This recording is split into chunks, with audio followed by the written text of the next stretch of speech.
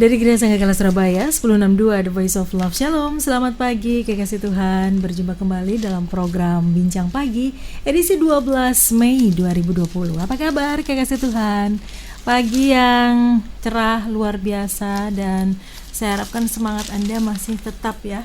Walaupun masih harus di rumah saja, bekerja dari rumah, belajar dari rumah, ibadah dari rumah, saya harapkan tidak mengurangi semangat Anda untuk beraktivitas ya. Kadang-kadang sih memang kalau tinggal dalam rumah terus gitu bosen ya, tapi selalu ada hal-hal baru yang bisa kita kerjakan kok dalam rumah ya. Pagi hari ini Pendeta Ingar Sinaring Budi siap berbagi dengan Anda. Selamat pagi Pak Ingar. Selamat pagi Bu Ayu. Apa kabar? Luar biasa. Puji Tuhan. Dari luar kota tadi kena PSBB enggak? Enggak ya? Lolos ya? Platnya apa? W. Boleh masuk Surabaya? Boleh. Jadi nggak kena periksa ya? Oh, oke. Pertama kali aja. Dulu. Sekarang nggak ya? Nggak. Jadi semua bebas keluar masuk gitu? Nggak, yang plat luar kota masih belum boleh. W kan luar kota nggak, Surabaya. Sidoarjo Surabaya. Oh, Sidoarjo boleh. Gimana Pak?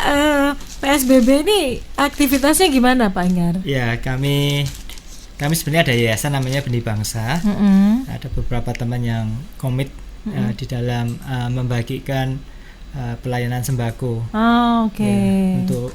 Ya, untuk semua orang, tapi khusus untuk hamba-hamba Tuhan perintisan, guru-guru agama, terus orang tua murid yang memang tidak mampu. Yang memang membutuhkan ya. Oke. Jalan berapa lama sudah ini? Ini jalan hampir 2 bulan ini. 2 bulan ini ya. Oke, itu memang sudah terbentuk sebelum pandemi ini atau sebelumnya sudah ada, cuma belum ada yayasan. Oke. Baru sekarang ini ya ada yayasan. Resmi. Pak Ingar berarti nggak di rumah saja dong? Enggak di rumah, tapi kita bisa monitoring. Oke, tetap di rumah saja. Pembagian bisa dikumpulkan di satu tempat gitu. Kemudian orang yang kita percaya untuk membagikan. Oke. Jadi mereka yang butuh datang gitu ya? Ya, ke tempat yang kita sudah. Tidak berkerumun kan? Enggak ya. Oke, jadi ada SOP-nya ya. Iya. Gimana rasanya sudah 2 bulan lebih ini ya, kita semuanya di rumah saja. Gimana rasanya Pak Ingar? Ya, kalau bagi saya mungkin sudah terbiasa gitu. Sudah terbiasa. Karena saya sering kerja di rumah. Tapi orang rumahan ya berarti. Orang rumahan. Tapi kalau orang yang di luar yang sering kali kerja sama perusahaan itu agak kesulitan gitu ya. Rasanya gimana gitu ya. Kalau kita yang biasa kerja di rumah ini ya biasa aja gitu ya. Tadi keluar takut nggak Pak? Enggak ya? Biasa juga ya? Biasa aja. Saya biasa. Saya tadi sampai lihat waktu berangkat itu ada orang itu sengaja, kan sekarang di jalan-jalan ada yang namanya desinfektan tuh. Nah, tadi disemprot juga ya? Oh, enggak ya? Enggak mobil ya. Tapi sampai rumah saya cuci lagi. Ngeplek Oh iya, biasanya langsung bintik-bintik gitu ya. Ngeplek. Saya kan bawa motor ya. Kalau pakai helm itu bintik-bintik di helm. Jadi menghalangi penglihatan. Itu campuran apa itu? Itu makanya. Tapi yang pasti itu usaha pemerintah yang patut kita responi dengan baik ya. Baik, kekasih Tuhan, pagi hari ini Pak Ingar tertarik untuk mengangkat satu topik perbincangan tentang mendengar suara Tuhan. Topik yang kayaknya berat, tapi banyak orang suka atau sering tanya, bisa nggak sih kita ini dengar suara Tuhan? Nah, Anda simak perbincangan kami, dan tentu saja Anda bisa bergabung nanti ya. Kita bisa diskusi bersama, Anda bisa bertanya, Anda bisa berdiskusi, atau Anda bisa bersaksi berkaitan dengan apa yang kami perbincangkan. Kenapa tertarik dengan ini Pak? Ada kasus khusus kah? Karena saya perhatikan, saya baca satu survei, ternyata kita yang seringkali membaca firman Tuhan ini, hampir dikatakan hampir semua orang Kristen membaca firman, tapi hanya sedikit sekali yang bisa mendengar suara Tuhan. Nah, ini masalahnya di mana? Pasti ada errornya di sini. Akhirnya secara teologis ataupun secara biblical nanti saya akan mengungkapkan hal itu supaya kekasih Tuhan bisa secara langsung tidak langsung bisa memahami dan bisa mengalami sendiri suara Tuhan secara audible gitu ya, untuk kita semua bisa diberkati Tuhan lewat firman Tuhan pada pagi hari. Jadi kita bicara suara Tuhan secara audible ini. Bisa didengar telinga begitu ya. Seperti saya bicara dengan Pak Ingar begini. Karena kita nih punya statusnya tuh anak-anak Tuhan. Dan kita punya status lagi domba-dombaku, katakan ya. Domba-dombaku kalau tidak mendengar suaraku terus dengar suaranya siapa? Lah ini tuh masalah di sini. Ya, kita di dalam dunia memang banyak kesibukan dan sebagainya, tapi kita punya Tuhan yang luar biasa, Tuhan yang ajaib, yang memeliharakan kita sampai saat ini, dan Tuhan mengizinkan firman-Nya untuk kita dengar sampai hari ini. Ya, saya kepingin kekasih Tuhan dimanapun kalian berada saat ini, jangan remehkan firman Tuhan. Dan kemarin malam Tuhan tegur saya, jangan meremehkan firman Tuhan. Karena kita sering meremehkan firman Tuhan, berarti kita ini tidak diberkati Tuhan. Itu tujuan itu. Justru kita harus memperhatikan firman Tuhan dan memperhatikan serta merenungkan siang malam gitu ya, pagi siang malam, dan melakukan segala sesuatu, karena ada berkat Tuhan yang kita akan terima. Ya, kalau dengar berkat itu jangan dipikir konotasinya hanya uang ya. Berkat itu luas ya. Berkat itu luas, jadi kita harus belajar sesuatu, khususnya kita dalam memperhatikan dan mendengar firman Tuhan. Baik, kekasih Tuhan, mendengar suara Tuhan. Tadi Pak Ingar katakan bisa kita dengar secara audible. Sampai hari ini. Terus gimana caranya? Ya, nanti kita akan belajar firman Tuhan dulu. Apakah ada enggak? Kalau enggak ada, berarti ini teori, gitu. Baik. Tapi kalau ada, berarti ini aplikatif. Baik, silakan, Mbak. Ya, kita akan lihat dulu di dalam kitab Yesaya 50 ayat keempat. Mungkin Bu Wahyu bisa membacakan untuk kita. Yesaya 50 ayat yang keempat, begini bunyi firman Tuhan. Tuhan Allah telah memberikan kepadaku lidah seorang murid, supaya dengan perkataan aku dapat memberi semangat baru kepada orang yang letih lesu. Setiap pagi ia mempertajam pendengaranku untuk mendengar seperti seorang murid. Ya, jadi kita ini harus punya status dalam hidup kita, yaitu murid. Ya, seorang murid punya tanggung jawab setiap pagi, yaitu belajar, belajar dan belajar. Nah, seringkali kita menghabiskan waktu kita bukan untuk belajar, tapi menghabiskan waktu untuk yang lain. Nah, Alkitab dengan jelas katakan Yesaya lidah seorang murid. Jadi itu dia ada knowledge-nya, ada pengetahuannya, dan telinganya itu untuk mendengar, katakan setiap pagi mempertajam. Ya, kalau kayak pensil itu ya sudah dipakai, ya, diasah lagi ya, digosok lagi supaya tajam. Demikian juga telinga kita. Seringkali kita hanya dipakai sekali-sekali aja. Ya. Ya, padahal kita katakan mempertajam setiap hari telinga kita supaya Tuhan itu supaya telinga kita ini peka ya, bagaimana Tuhan bisa berkarya dalam hidup kita. Dua kata kunci di ayat ini ya, lidah dan pendengaran. Pendengaran telinga. Memberikan lidah seorang murid dan mempertajam pendengaran. Saya ingin mengupas tentang lidah seorang murid. Tadi kan Bapak katakan bahwa Tuhan telah memberikan, berarti sudah diberikan ya? Sudah. Lidah seorang murid itu seperti apa maksudnya? Ya, lidah seorang murid itu artinya apa yang dia katakan, ya, ada knowledge-nya, ada pengetahuannya. Jadi bukan hanya bukan sekedar omong kosong gitu kosong, ya. Tapi orang-orang yang belajar. Kalau kita perhatikan hamba-hamba Tuhan yang terdidik sama tidak terdidik itu kelihatan dari cara ngomongnya. Contohnya. Ya, contohnya saya nih. Ya. Emang Bapak kenapa? Jadi kalau kita punya pemahaman teologis atau pengajaran itu orang akan mengakui apa yang kita ajarkan itu sesuai atau tidak. Ya. Jadi kalau bukan asbun asal bunyi atau asmuni asal muni gitu tidak boleh, tapi kita betul-betul cocokmologi lagi. Jadi, atau saya perhatikan banyak yang namanya tuh apa namanya? Ya kayak tadi cocokmologi ya.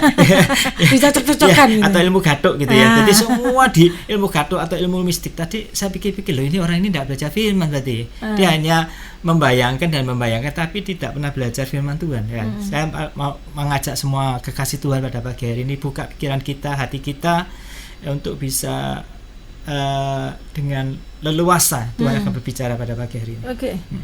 Masih bicara lidah seorang murid tadi, berarti perkataan kita itu ada isinya begitu ya, bijaksana. Bagaimana dengan orang-orang yang berarti orang Kristen nggak boleh bercanda ya Pak, nggak boleh ya ngomong yang lainnya begitu kan? Canda yang bagus. Candanya bagus. Yang menghibur, yang menolong, yang membangun lah gitu. Bukan menjatuhkan. Bukan membuli. Sekarang lagi ngeter loh Pak bully. Ya, itu bicara tentang lidah seorang murid. Tadi jelas bicara perkataan yang memberi semangat baru kepada orang yang letih lesu. Bukan malah mencaci maki atau gosip. Kemudian mempertajam pendengaranku, Pak. Ya, Maksudnya seperti apa? Jadi telinga kita seringkali tanpa sadar banyak, kalau secara biologis gitu ya, itu banyak kotoran yang masuk. Jadi itu artinya ya seringkali kita bersihkan gitu ya. Seringkali kita periksa supaya jalur komunikasi itu bisa jangan sampai terhambat gitu ya. Lancar gitu. Ya, saya perhatikan ke THT kebanyakan saya seringkali tanya sama dokter ya.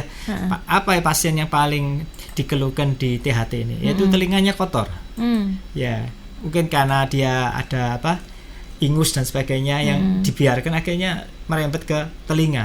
Ya, itu menyebabkan telinganya jadi tuli, padahal dia tidak tuli, dia punya telinga, tapi karena tidak pernah bersihkan, karena mungkin ada kotoran dan sebagainya, atau mungkin karena ada virus, ya akhirnya menyebabkan telinganya tidak berfungsi dengan baik. Nah, kalau kita pendengaran kita secara rohani, ya seringkali tahu kita anak Tuhan, ya kita merasa anak Tuhan, tapi tidak pernah Bapak ngomong sama kita, lah itu aneh, ya. Bagi saya itu aneh. Namanya kita ini berdoa, nyanyi Tuhan, ya praise and worship, seolah-olah kita menangis, tapi Tuhan tidak pernah ngomong, lah itu aneh nih bagi saya, ya. Berarti selama itu kita hanya halusinasi atau membayangkan, membayangkan itu belum tentu betul loh, ya. Kita perlu penegasan atau keteguhan dalam hati kita, yaitu dari firman Tuhan sendiri nanti. Jadi Tuhan mempertajam pendengaran kita untuk mendengar seperti seorang murid. Punya pengalaman pribadi mendengar suara Tuhan secara audible? Sering saya. Sering? Apa biasanya dalam momen-momen apa? Ya, dalam momen misalkan kita butuh pertolongan Tuhan, atau butuh kepastian, atau butuh decision makernya yang sulit, ya seperti itu, harus ambil keputusan segera, itu kita harus segera, ya. Dan kita minta konfirmasi dari Tuhan, betul atau enggak gitu. Biasanya apa yang Bapak dengar? Banyak hal. Banyak hal ya. Ya, hanya. Ngomong langsung secara seperti begini? Ya, audible bisa. Audible ya. Pada waktu kita ibadah misalkan ya, waktu praise and worship kadang-kadang ada suara tes gitu loh. Saya sampai bingung, saya lihat kanan kiri tidak ada yang ngomong, ya. Semua lagi nyanyi, lagi nyembah, toh ini ada suara, ya. Saya bilang, masa nih suara saya sendiri gitu tuh? Kadang-kadang atau orang lain yang mungkin iseng gitu tuh, tapi tak perhatikan. Saya akhirnya sadar, oh ini suara Tuhan yang harus saya perhatikan, ya. Apakah berarti orang-orang yang tidak bisa mendengar Tuhan secara audible itu berarti something wrong dengan kekristenannya? Sebaiknya kita mendengar, ya. Sebaiknya. Tapi kalau tidak bisa mendengar, ya nanti kita akan belajar kenapa kok tidak bisa mendengar. Ya. Itu sebuah karunia atau diberikan kepada semua orang? Kalau berdasarkan Yohanes 10 ayat 27 itu untuk semua orang. Untuk semua orang. Jadi bukan karunia khusus ya? Bukan. Asal kita punya ada catatannya di situ. Domba-dombaku. Kalau kita merasa bukan domba, masih kambing, tidak mungkin, ya. Tapi kalau kita sudah merasa domba, saudara punya privilege, punya hak istimewa Tuhan kasih. Statement Bapak membuat mungkin banyak orang atau kekasih Tuhan yang mendengarkan pagi hari ini jadi, jadi saya ini apa? Gak pernah ya Pak dengar suara Tuhan secara audible. Jadi mereka merasa mungkin ada yang merasa berarti saya salah dong. Ini harusnya bisa. Gitu? Ini karena ada salah pengertian dalam pandangan teologis. Namanya cesatonism. Cesatonism. Ya, angel ya, susah ya. Susah. Lidah saya lidah Jawa. Cesatonism ya. Aku juga susah ngomongnya. Ini paham ini mengatakan kalau segala bentuk supranatural sudah berhenti abad kedua. Karena Alkitab sudah lengkap. Kita tidak perlu namanya rema dan sebagainya, tidak perlu namanya karunia-karunia. Ini akhirnya menyebabkan kita ini mati secara rohani sebenarnya. Ini pandangan ini sampai sekarang masih ada. Jadi yang penganut pandangan ini masih ada. Pada waktu kita bukakan ayat itu mereka tidak percaya. Itu dulu, ya. Loh sekarang, yang sekarang tidak ada. Lah ini pandangan ini membuat anak Tuhan itu terpengaruh. Ya makanya kita kalau makan firman Tuhan makannya bergizi. Ya jangan makannya beracun, ya. Jadi makannya bergizi yang sesuai dengan apa yang Tuhan ingin ajarkan kepada kita.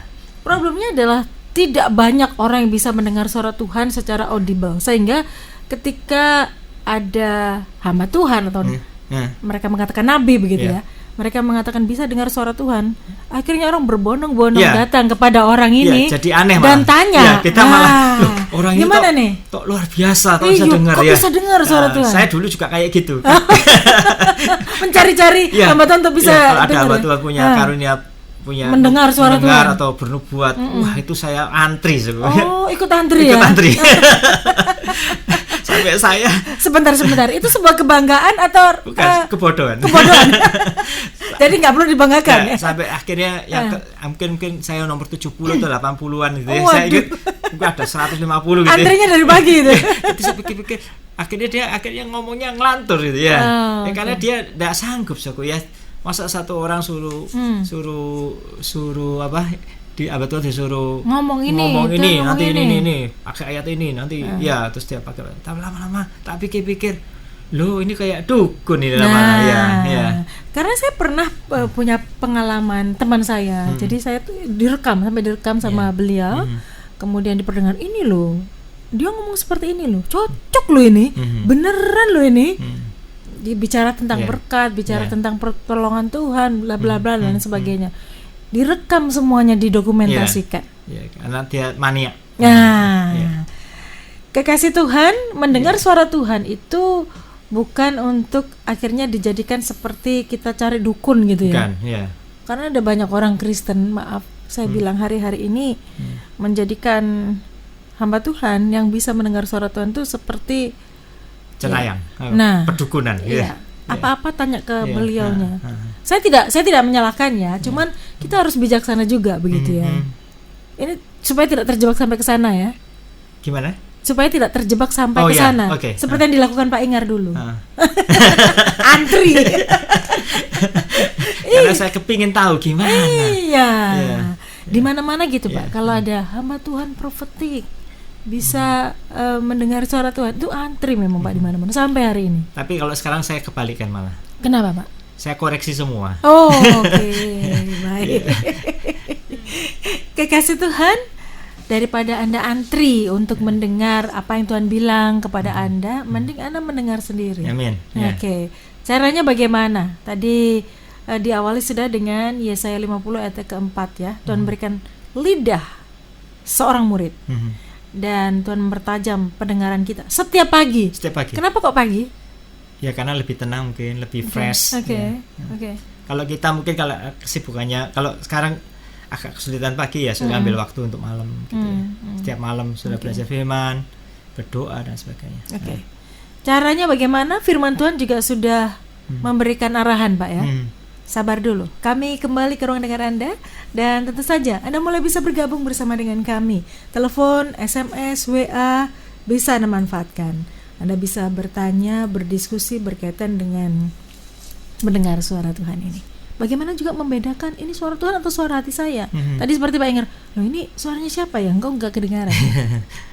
Sabar, kami akan perbincangkan poin tersebut sesaat lagi.